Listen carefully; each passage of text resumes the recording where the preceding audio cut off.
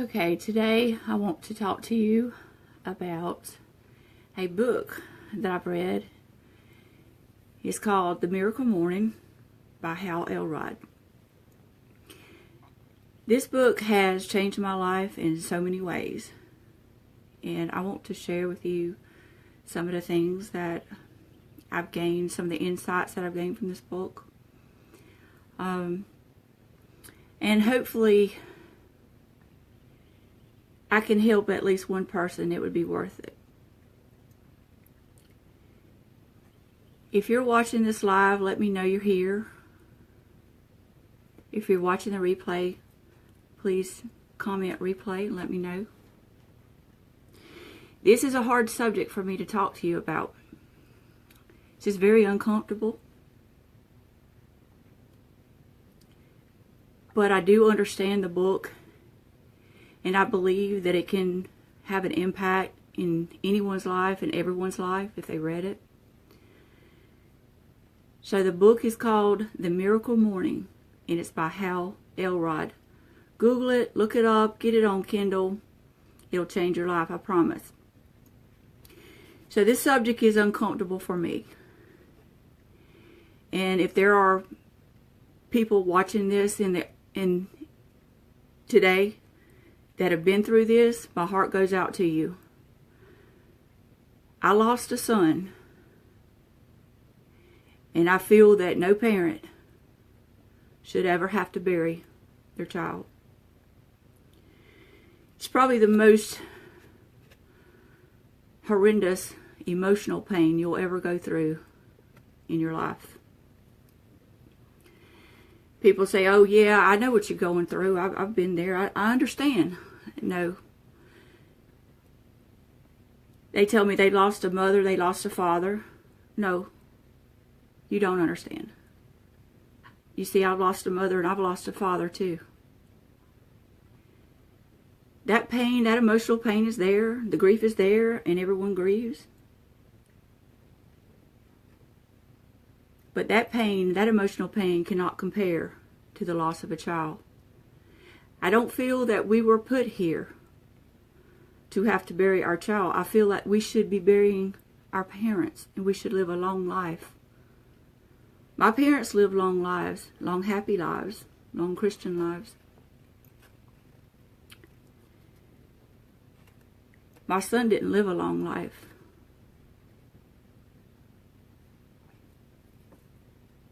He was a good person.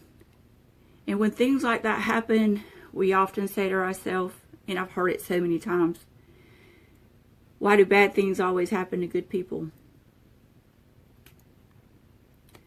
Unfortunately, they do. But the way we heal, or the way we move forward in life, is we have two choices. Two. We can choose to be depressed. We can choose to be happy. The choice is yours. I don't want anyone to misconstrue the things that I'm going to talk about today. And in no way, shape, or form am I telling you not to grieve. I grieved for 11 months. I still grieve. But for the 11 months, I didn't choose happy. I chose depressed.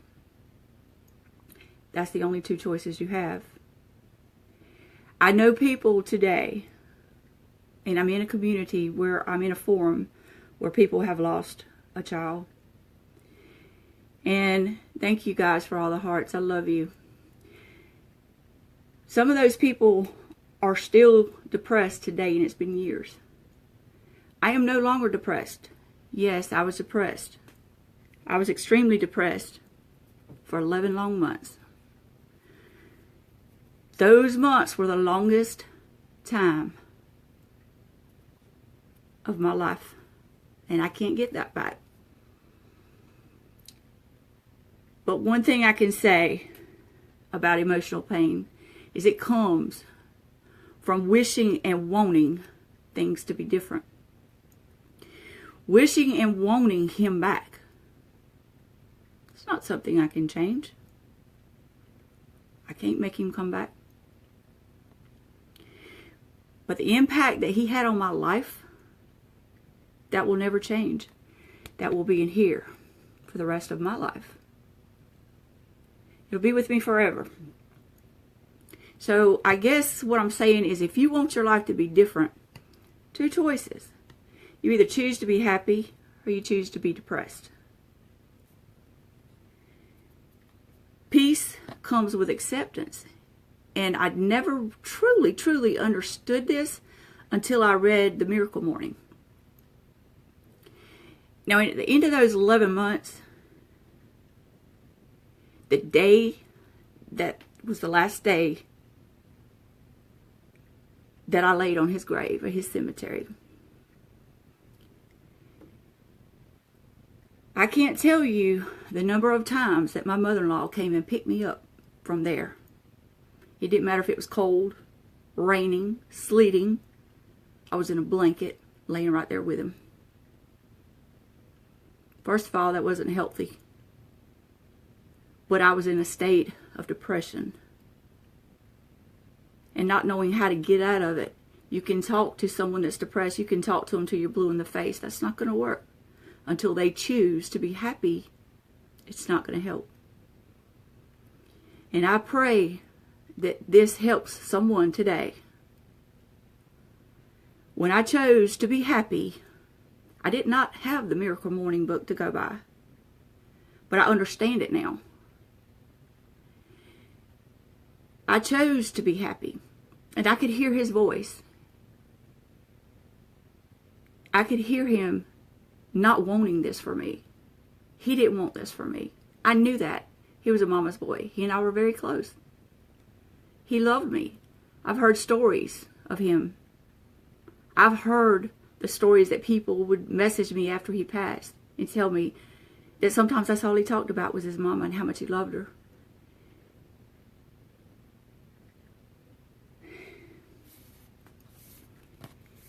It's extremely difficult to move forward.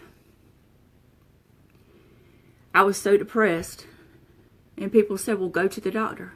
Get something from the doctor. He can give you something for depression. Yeah, he did. And it made it worse. I did not want to get out of the bed. There were weeks that I would get up only to go to the restroom and go back to bed. I went a whole week without a shower. I didn't care if the next day came or not. I can't tell you how many times that I was found with a loaded 9mm in my lap.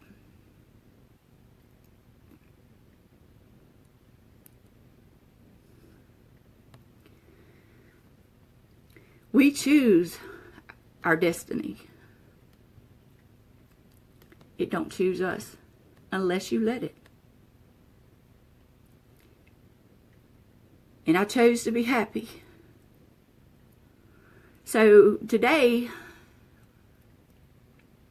on my job,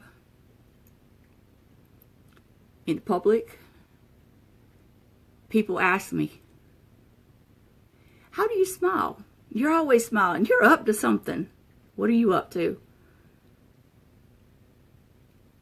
Am I high on life? No. I just chose to be happy. So after reading this book, now I understand. I did not understand that acceptance was the key and that those two choices were there for me. But that day, I picked myself up and I went to his Facebook page and I wrote him a long comment. And I said, today, from this day forward, I'm going to make you proud. I know you love me. And I know you don't want me to be like this. So today, I'm not going to be like this anymore. And it worked for me. If it works for you, great. If it don't, find something that does. Make your choice. Two choices. It's not a multiple question. I mean, it's not multiple answers here. Two answers. Depressed or happy. Now, I'm going to share a little something with you and if you ever get a chance, please go and watch this seminar. It's totally awesome. It'll pick you up. But how I watched a seminar, and this man was dead. Dead for 6 minutes. Drunk driver hit him head on. His whole right side is crushed. He's got a titanium eye socket. He's got titanium all through his body. He was in the hospital. When he came to, he had short-term memory loss, and people would go and visit him, and they would sit and talk with him for hours and go get something to eat. When they came back, the first thing he would say, "Hey, do you know I was in an accident?" He had no memory. The doctor said he would never walk again, and he would never have any brain activity or brain function to function normally. But yet every time he would go to therapy, he was always smiling. And he would cut up and crack jokes and make the doctors and the nurses laugh and smile. He was just upbeat. They couldn't understand it, so they pulled the father aside and they said, "You need to have a talk with your son. He has not accepted that he's never going to walk again. He has not accepted that his brain is not going to function normally. He hasn't accepted this. You need to talk to him. He's got to come to reality. He's got to." The father said, "Okay." And he goes in the hospital room and he talks with him. He says, "Son, you do realize that you're never going to walk again? You do realize that you're not going to function normally?" He says, "Yeah, Dad, I do." Still smiling. "Yeah, Dad, I do." Well, the thing is, this Hal, he was in sales. And when he lost a sale, he says he can never forget. His boss man came in there. He says, "You've got 5 minutes to get over this. 5 minutes. Set your timer on your clock. 5 minutes. You can kick, scream, punch the wall, do whatever you got to do. In 5 minutes, when that timer goes off, get over it. Pick up, go back to work. It's business as usual." So he started doing this, and he applied this to his everyday life. And now, don't get me wrong, I'm not saying apply this to the loss of a loved one or a child. I'm not saying that. I'm saying in our everyday life and how to cope with everyday problems. But he applied this to his situation with his accident. 3 words. Can't change it. Can't change it. In 5 minutes, you should realize if it's something you can't change, you can't change it. Once you realize you can't change it, and nothing you do, say, wish, won't, is going to make it change, then you move on. You choose to be happy. You choose to be depressed. So he told his dad, he says, "Yeah, Dad," he says, "if I'm going to be in a wheelchair for the rest of my life," he says, "I can be in a wheelchair depressed the rest of my life, or I can be in a wheelchair happy. I choose to be happy." And this is just what he did. He applied that to his life. And he's helped so many people across the world. And I'm saying this for you, that again, if I can help just one person, this would have been worth it. It's on Kindle. It's on Amazon. You can download it. Watch his, Google him. He's on YouTube. Watch some of his seminars. The man now has cancer. Yeah. So you would think, I've been following his diaries, his cancer diaries. And you know, this man is still smiling.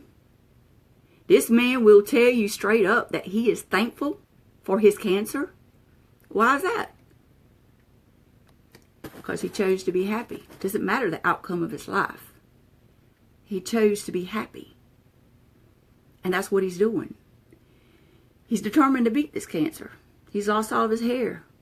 And he's still saying, "You know what? It doesn't matter. It doesn't matter. I choose to be happy. I choose to move forward. I am not going to let this get me down." He says, "I'm grateful for this cancer because it's caused me to learn new things. I have a better insight. I appreciate my family more. There's always something good to come out of everything." And this is how we move forward. This is how we grow.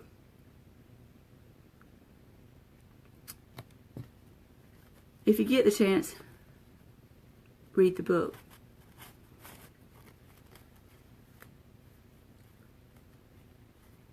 I want to ask one more request before I get off of here. And one of the things that did help me tremendously is people telling stories about my son. So if you knew him, you're watching the replay, share a memory with me. They make me smile. I appreciate all of you that have joined today. I thank you for all the comments. Again, I was not reading them because I didn't want to get distracted.